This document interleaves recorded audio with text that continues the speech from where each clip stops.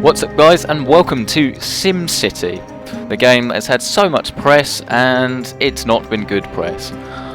But I'm here to address what SimCity is actually like and whether you should play it. Now, the menu's nice and clean, no problems there, but there have obviously been the server issues, but I will get on to all of that later. I want to talk about the game because I think that's the most important thing rather than all these issues, but we will come to the issues. So we've got 3 cities in this region at the moment. So this is my friend's one, London mate. So you can see these are all mine.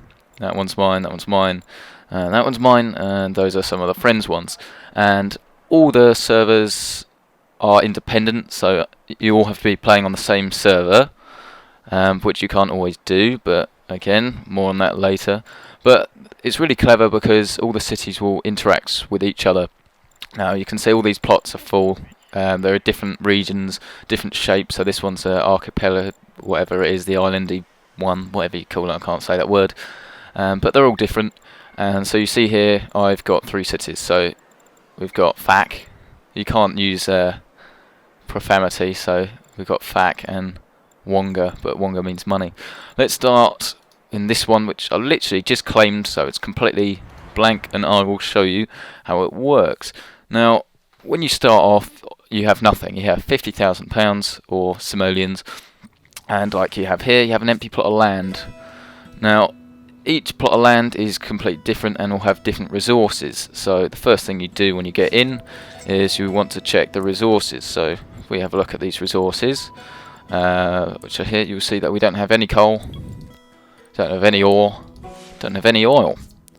So that means that we're going to have to go for tourism, which is fine, because tourism is pretty cool.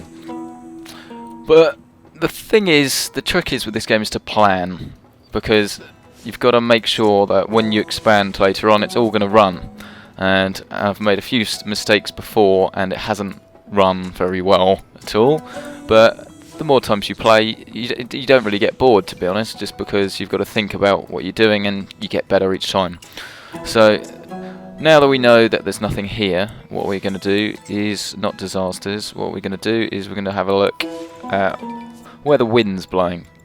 So we click on the wind map, which is this one here, we can see that the wind's blowing over here. So we want all our industrial over this side of the map, and all our residential, keep that well away over this side of the map. So let's get some road down. Now you've got different sorts of roads, and you've got streets, and you've got avenues. Avenues you want to start off with, that will be your infrastructure, and then you've got streets, which you'll use for just general roads and connect.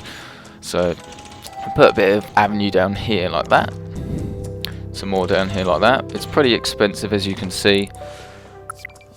And now the city founding has been approved, and you can put power plants and stuff down. But what I'm going to do is, because there's a lot of other cities around, I'm going to buy some power. So you see there's some available in the region, and if you see that there is 37.8 megawatts available from FAC, so we'll buy some from FAC. Now I'm going to get power from my other city, FAC. Makes it a lot easier. Water, there's not so much available, and Bridgeport is dirty. Dirty water comes from there, so we don't want to do that. But we'll buy a little bit from Wonga.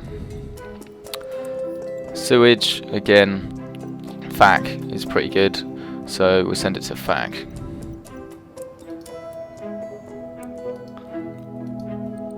Now this is region view, so you can see all the regions, and the clever thing is that all the cities update in real time. But back to this city. Now we've got to put some zones, and this is similar to the other games, but all the pipes are done for you. So the first thing we want to do is get some residential in that area that we've put aside. So we put some residential down, but one of the big things people do is they forget to put commercial down, because if you think about, if you're wherever you're living, you've got a few shops, you need to go and buy some stuff, and your people will not be very happy if you don't put some shops nearby, and that's one of the mistakes I made early on. But we're not going to do that again. So we've put some avenue down, we're going to get some industry over here, like so, but the avenues aren't big enough for what we want, so what we're going to do So we're going to get some streets. We'll start off with some low density and we can upgrade them later so that they can hold more traffic. We want them in neat and tidy squares because that's nice and efficient. Doesn't look the best, but we care more about efficiency. So we get some nice neat and tidy squares going on. And the same with the residential area.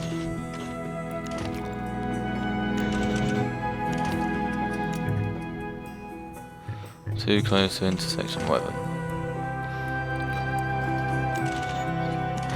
Gets more avenue down there, but it's very unique. You can play it exactly how you want to play it, but you get plenty of money if you, well, it depends. You can get money in many different ways. You can get money via tourism, via specialisation, by like being an oil firm, things like that, or you can just get it from renting out the houses to your people.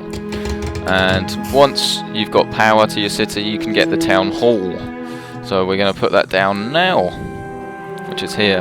And this will boost the land value of houses nearby. And there's all these little data maps and they're really cool to look at. And you can see if I click on land value, which is this one, yeah, you can name my city. So what shall we call it? Let's call it, I don't know, let's call it, I don't know, let's call it Margarine. No, let's not. I don't know, let's just call it Mag. That'll do. Yeah, I know that's awful.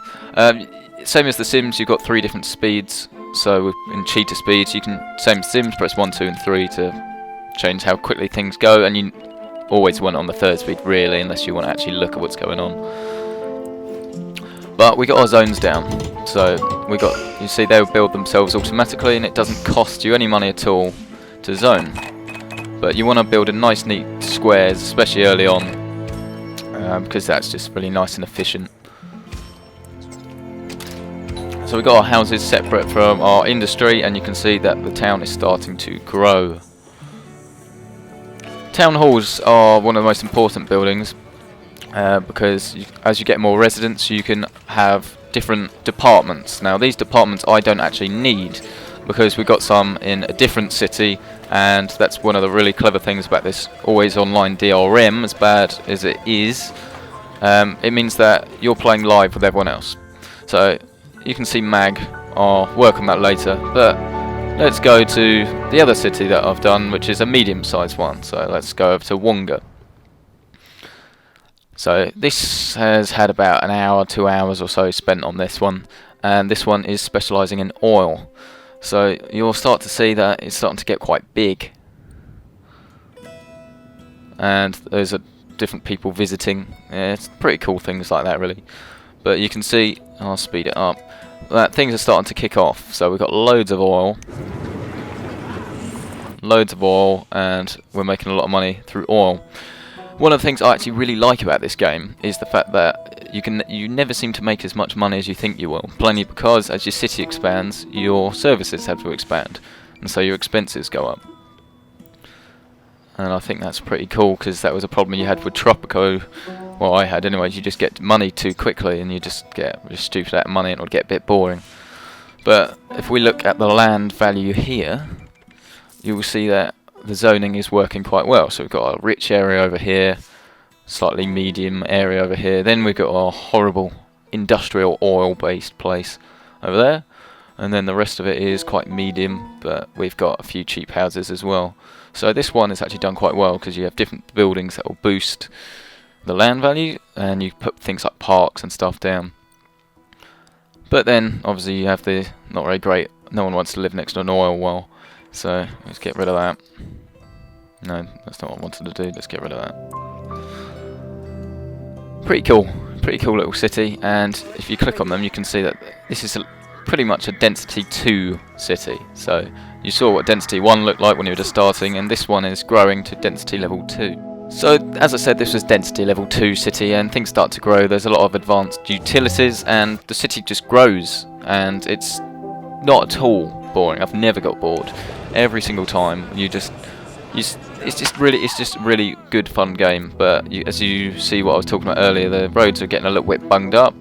We've got some avenues going through, but what we really need to do is expand this building here, which is the trade port, and we'll actually make it a port. So get a cargo ship dock, and then we can ship out a lot of our oil. Yes, look at that. Looks professional, doesn't it? Limit reached.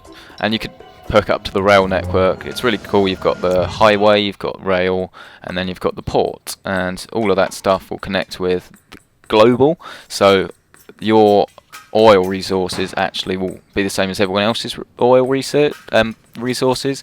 So there will actually be, there's a global market, and like the real global market, the more people doing oil, the less it will be worth, and demand and stuff like that affects prices, and it's pretty cool. So you can see there's freight shipping warehouses for shipping either globally or locally to other towns.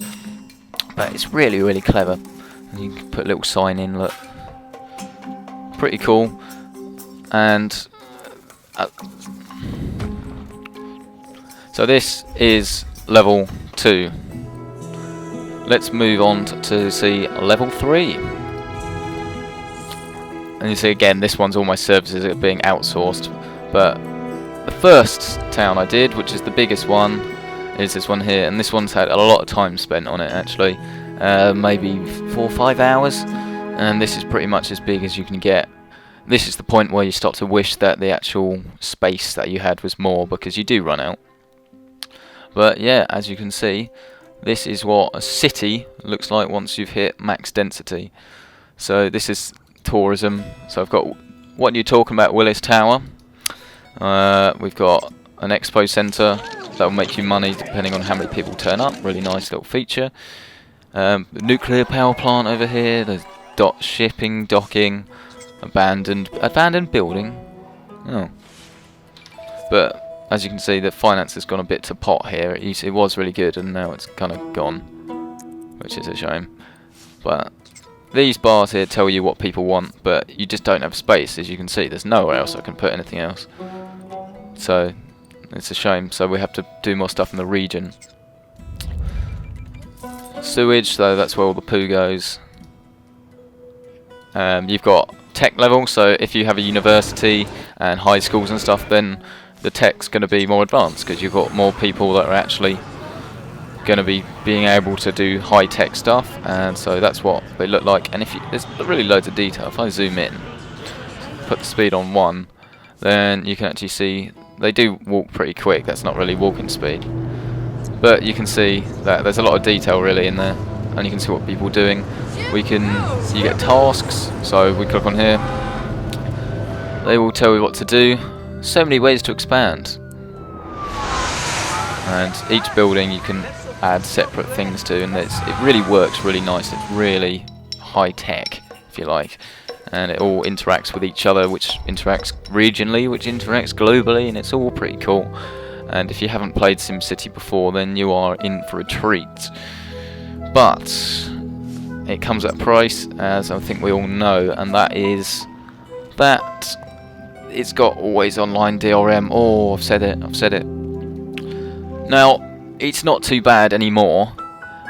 It is a bit of a pain. I'm actually playing right now on the Antarctica server, because the EU servers were down yesterday for a bit, and that's another annoying thing. Once you're here in Antarctica, you can't like move region, you're stuck playing in the Antarctica region, but it actually seems to be doing fine, so there's not too much of a problem.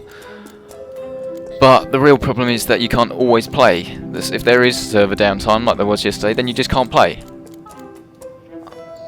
Rehabilitate 50 achievements, but is it worth it always on DRM? When it works, yeah, absolutely, because I can just go in real time and have a look. So you see, my friend is actually here now, and I can see what he's doing in real time, and that is what the always online DRM actually helps, and it's unique to this game. So in that sense, it's very good. This is pretty much just a residential zone for him, because you can do it. You can just have some residential stuff, and then your other city.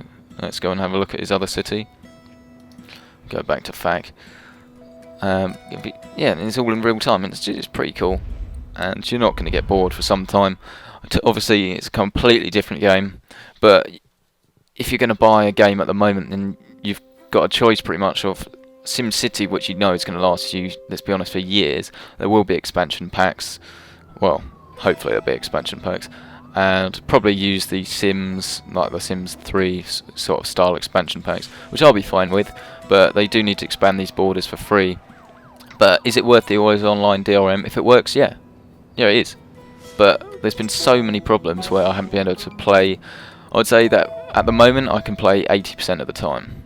But that's not really enough though, is it? But there's a lot of servers now.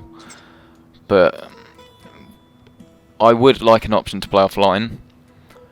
But if I had the option to play offline, then I don't think I would do it. I'd do it if there wasn't an internet connection or the servers were down. But I wouldn't do it any other way, just because it's pretty cool just to be able to go and look at someone else's city, see what they're doing, and work. You work together. It's really good. So you can have 4 or 5 of you all in a Skype call in the same region, all talking about what you're doing and collaborating, and it does work. It really does work.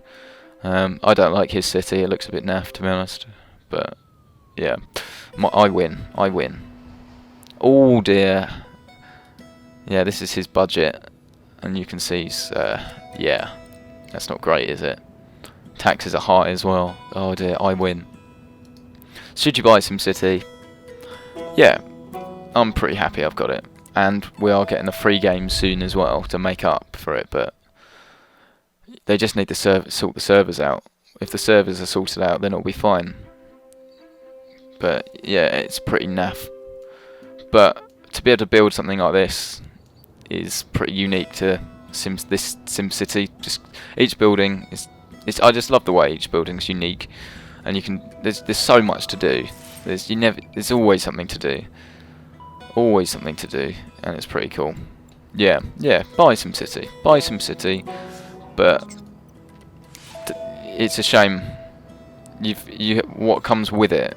I'd say the best way to sum up this game would be, I don't know, I guess PS3 controller. When you buy a PS3 controller or something like that, and it comes in that awful shrink wrap, but you can't always get it out of very easily, and you need some scissors, and then you can't find scissors. That's what this game is. It's a game covered in shrink wrap, but you can't always find the scissors. I mean, look at that. Look how cool that is. Oh yeah, streetcars. I've got streetcars in here. Yeah, these little things there. Oh no, that's a bug. But yeah, buy the game if you don't mind DRM. Yeah, that's pretty much it. Thank you for watching, and I will see you next time.